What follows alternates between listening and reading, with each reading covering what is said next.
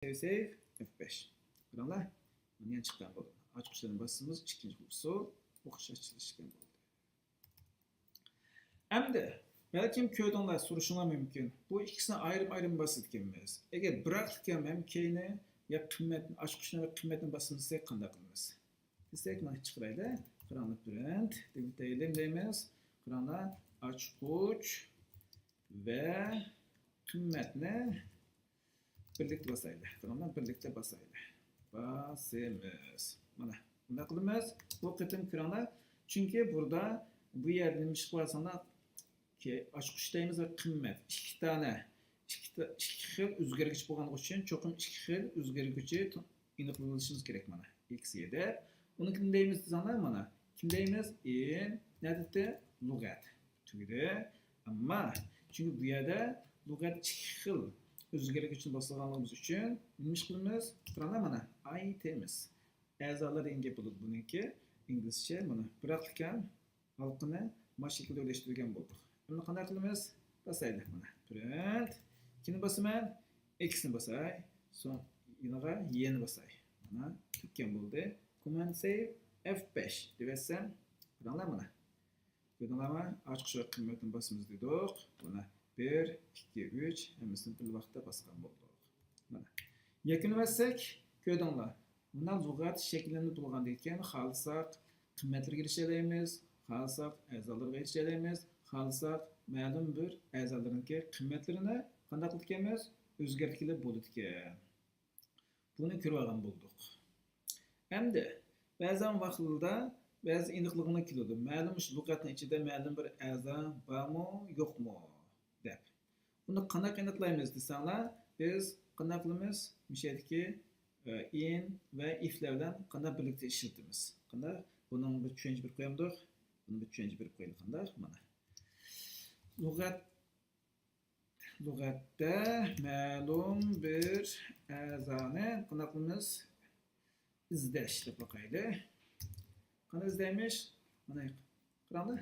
Buning funksiyasini yozmadim-ku. Attaylikam bir solishtirma. Qanday buyruqni ijro qilib qo'yaylik. Agar deylar qaranglar mana.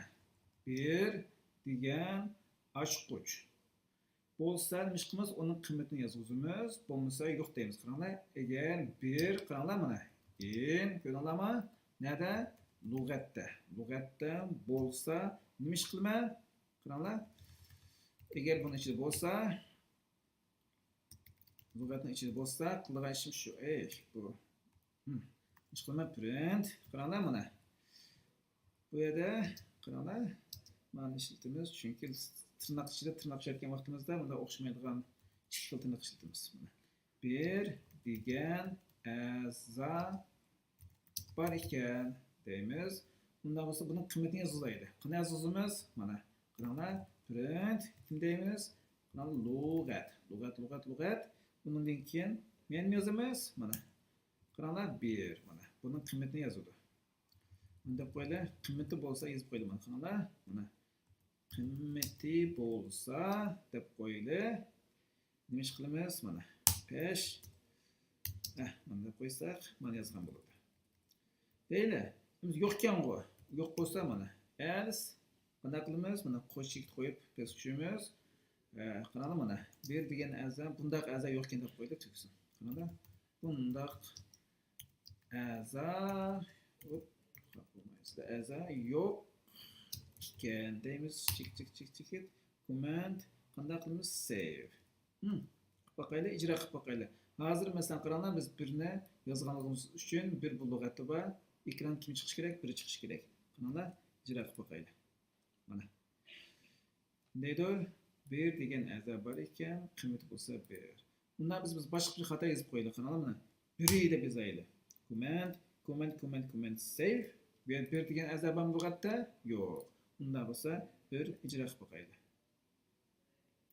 Ko'rdinglarmi? Else.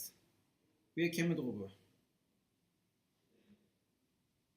Bu yerga kelish kerak aslida. 1 bo'lsa lug'atda kelgan bo'ldi. Tugdi. Else. Bu yerga kelish kerak, nima kelmaydi bu. Nimaga? Chunki print degan yozmabdik. Buni nima qilmaydi? Buni qilib Print, comment, save. Qaranglar, F5 yana bir ijro qilib deydi. Mana, qaranglar mana. Bundaq aza yo'q deymiz, tuggan bo'ldi.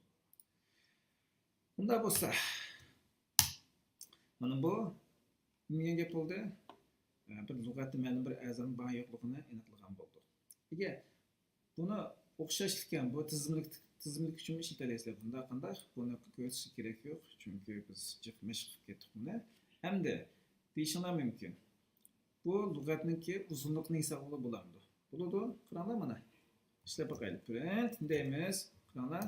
Bu lug'atning uzunluqi deyli.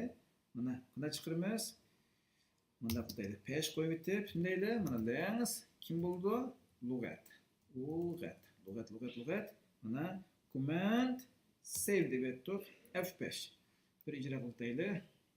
Qaranglar mana. Bu lug'atning uzunligi 3. Nimishqa? Chunki qaranglar, lug'atga 1, 2, 3 eza qo'ygan edik. Hamda deyishinglar mumkin. Unda bo'lsa men bu lug'atga yangi bir a'zo qo'shmoqchi bo'lyapman. Unda bu lug'atga qanday a'zo qo'shaman? O'sha paqaylar o'xshashlik ham qaranglar mana. Bu yerga qisqa kubat izoh berib qo'yaylik. Qaranglar, lug'atga yangi to'g'ri yozaylik. Qaranglar. Mana. Yangi a'zo qo'shish.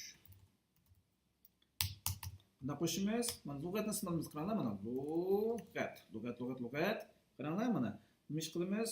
Lug'atni ilish uchun o'xshashlik ham yana tirnoqni ichitamiz. 4 yo'qqa topida. 4 qo'shaylik. Qaranglar, 4. Qiymatni qancha bo'lsin? Bunga 4 yozaylik.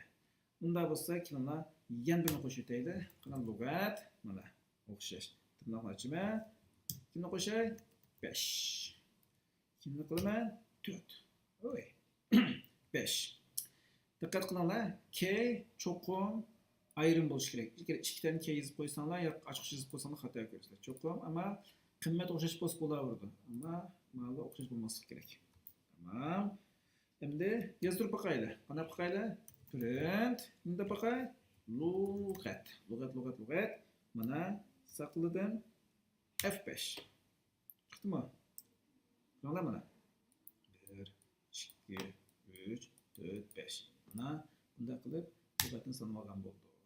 Qolsanglar mana lug'atnikini qilib boqaylik qanday?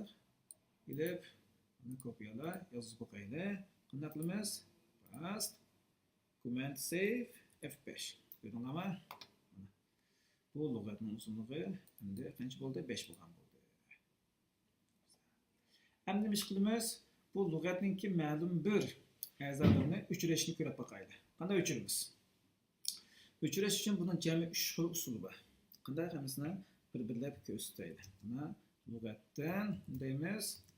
Lug'atdan a'zolarni qanday o'chirib o'tish. Buni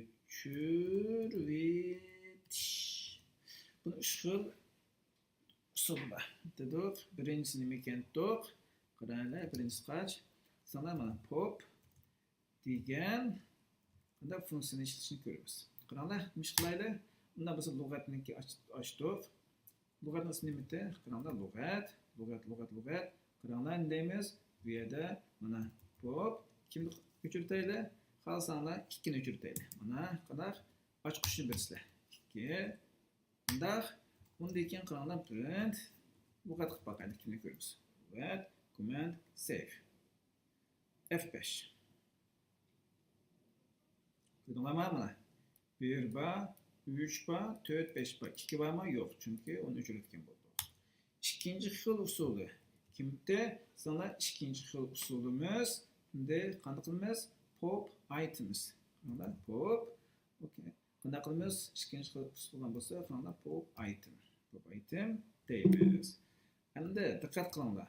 Birinchisi bu popda miyaga cho'qim qanday bir a'zo birsizlar ko'rdinglarmi? Pop itemda birini bo'sh tashlab qo'yamiz. Keldik hamsi. Lug'at. Qaranglar, pop items. Okay? Pop items. Qanday? Mana qildik. Qanday bo'ldi desanglar, mana aniq ko'rib boqaylik. Print. Kimni qilamiz? Print lug'at. Lug'at. Command save F5. Qarab boqaylik. Ko'rdinglarmi? Qayerga ketdi? Mana bu peshni o'chirayotgan bo'ldi. Qandaq pop itemni ishlasanglar, lug'atninki oxirgi a'zosini o'chirayotgan bo'ldi. İkisi farqi nima ekan? Pop cho'qim biz bergan ochqichdi va to'g'ri kelgan a'zoni o'chirdi.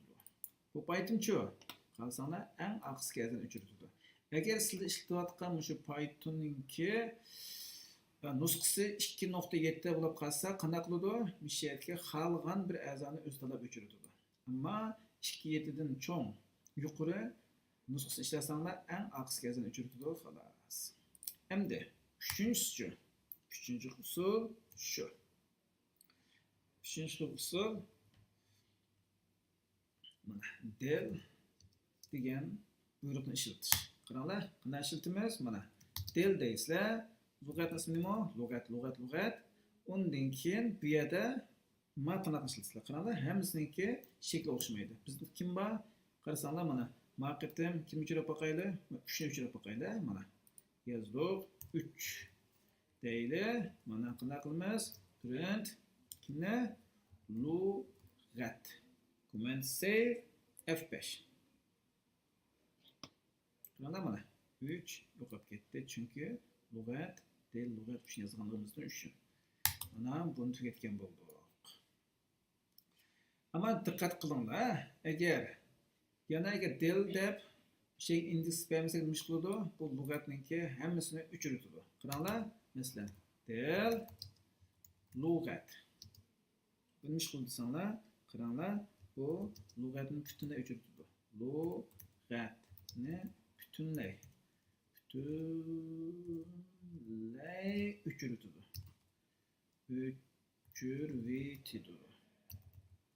Sizlar qilib qandoq? Qaranglar mana. Print deymiz. Print lug'at. Buni birida qaranglar. Bu xato. Chunki mishqa lug'at yo'q.